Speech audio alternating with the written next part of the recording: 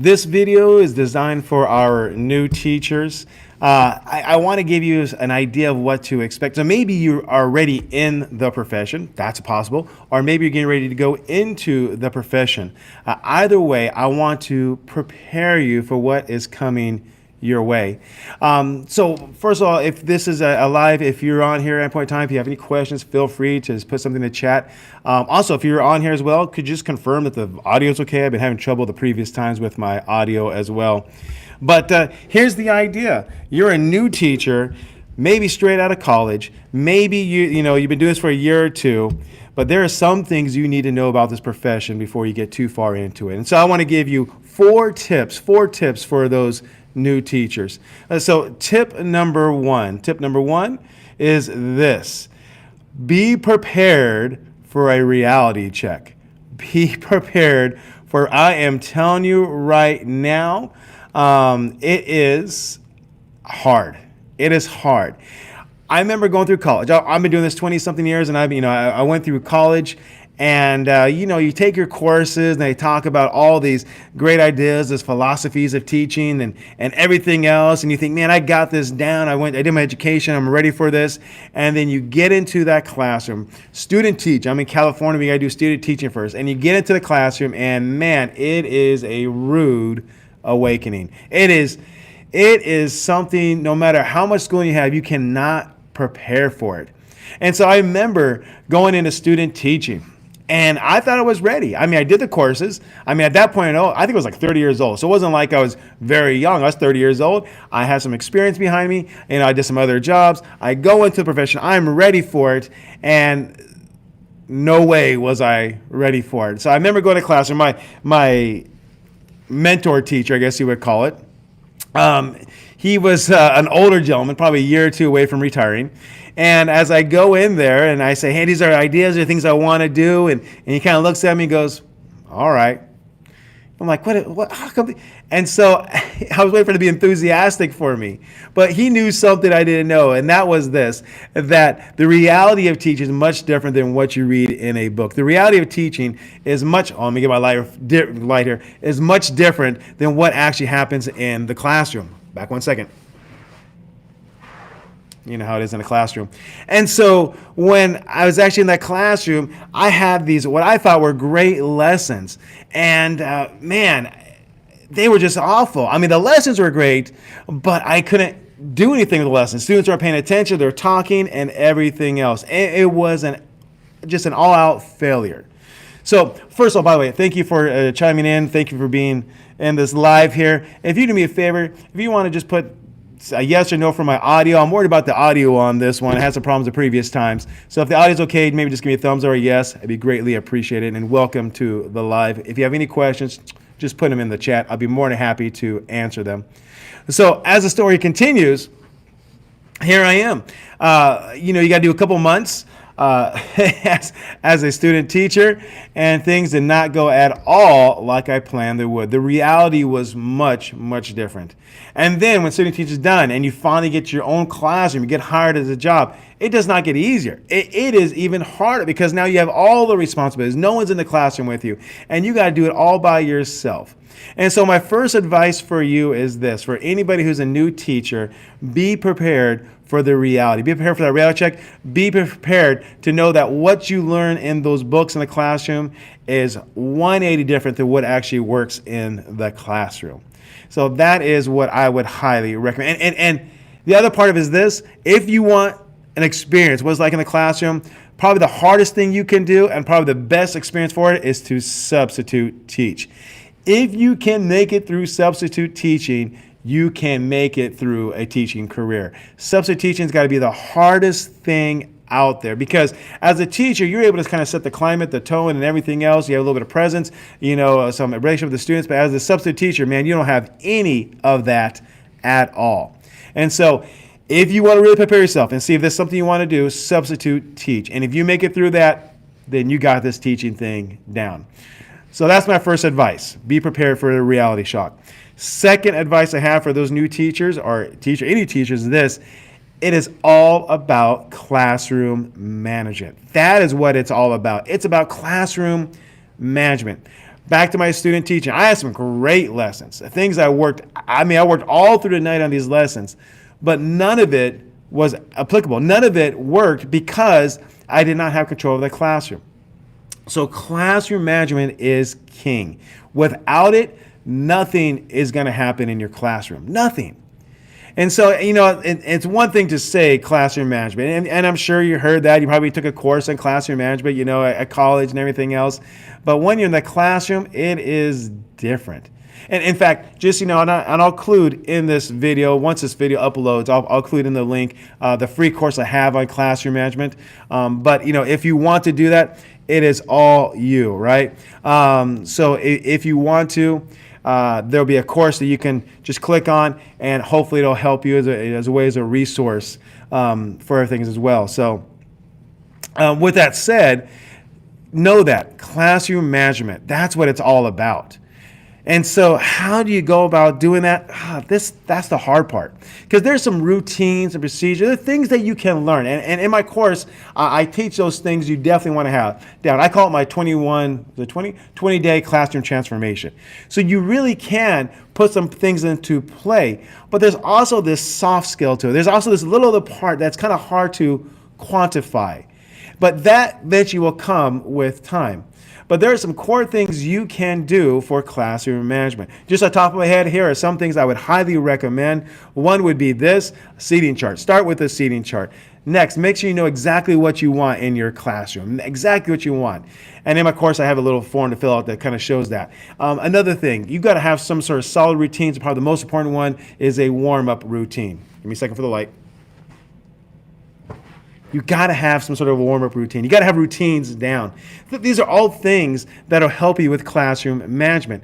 But please understand, it is the most important thing. I've never, ever heard of a teacher getting fired because their lesson plan wasn't good enough, or they didn't cover all the exact standards. Never have I heard of a my teacher getting fired because of that. But I have heard about teachers getting fired because the classroom was out of control. So whatever you do, focus on that classroom management. You're going to get a lot of things fed to you. You're going to get a lot of things from the principal, administration, from the superintendent, of things you should do in your classroom as far as academics and standards and all that. And definitely take it all in and understand those are things you eventually want to get to. But the reality is this, that you need to make sure the classroom management is in check first of all. And so please listen to them. Don't ignore what they're saying, but don't make it a priority. Do everything. All your effort needs to go towards that classroom management. All right, so that's my second advice. Focus on classroom management. Third advice is this. Be prepared to be exhausted. Oh my goodness gracious. There's only one time in my life I've been more exhausted than I was as a brand new teacher, and that was as a brand new father. That's the only time I've ever been more tired than a teacher. Because here's the thing. Think about this now. You go through schooling for 6 years to finally get your teaching credential. So you put a lot of time and effort into it, 6 years. And you're thinking, man, I finally got it, I can relax a little bit. But what you got to understand is that is just the beginning of the journey. Because there's this huge learning curve. And you're going to have to put a lot of time and effort into it. Not many other professions out there expect you to be a pro right away, but kind of teachers are, right? You get your credential, like, all right, good, go in the classroom, it's all yours now. You're like, well, wait a second, this is all still new to me, right? But nonetheless, they kind of expect you to know what you're doing. And the reality is you don't. I'm doing this 20 years, I'm still figuring some things out. So with that said, you're going to be tired because you're going to have to create so many things. You're going to have to figure so many things out. You're going to have to figure out lesson planning. You're going to have to understand how to lesson plan. You might get to learn in college about that.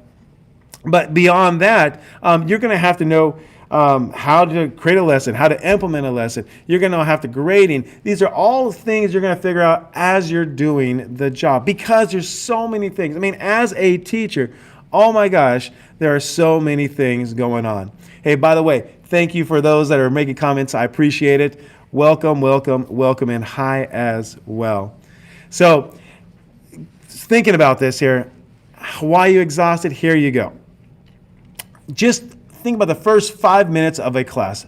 And when I have time to actually like mentor another teacher and then go into other classes, I forget just how many things we do as teachers. But here you go. First 5 minutes of class, here's what you got to do.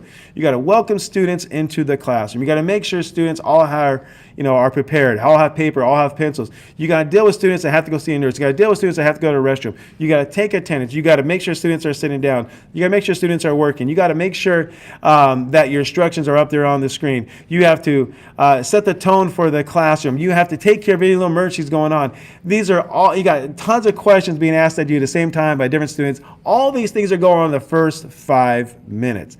That'll wear anybody out. Now, if you multiply that by, I teach middle school, by 5 times, just in the classroom is exhausting. But then when that's done, you can't rest because you got to create lesson plans for the next day. You got to grade papers for the next thing. And if you don't have any systems put in place, it is hard to keep up that pace. Now, I'm going to say this. I would honestly, as a new teacher, if I'm doing a new teacher, I would expect to probably put in about 10 hours a day in, at least. Now, it seems like a lot. I mean, because we got our normal time that we're here and we leave and everything else. But to finally get it, because if you don't put the time in, you're going to find yourself behind the 8 ball. You're going to find yourself falling behind. You're going to find yourself struggling. You're going to find yourself barely able to breathe in the classroom because you feel like you never get ahead. So to quantitate it, to put a number to it, I would expect as a new teacher, you probably put about 10 hours in a day, maybe 12 hours in a day. Now, I know it seems like a lot, and it is a lot. But here's what you understand. It's going to pay dividends in the end. Because you're either going to put that time and effort in now, trying to get ahead and try to get a feel for things and reflecting and creating a database of lessons, or you're going to have to put it later on when you try to get control of your classroom and try to find out and you're stressed about your lessons and everything else. Now, I'm not saying you have to do that. As a teacher, we have that flexibility. But if it was me going back 20 years, that's what I would put the expectation upon myself, at least for the first year or two until I really started to get a flow. And the other part about this, it's like put in the hours in, right? How long does it take for you to become proficient? The answer takes about 10,000 hours. So the more hours you put in now, the quicker you get to your goal. But just be prepared that the first couple of years, it is going to be exhausting. So that is my tip number 3, be prepared for the tiredness.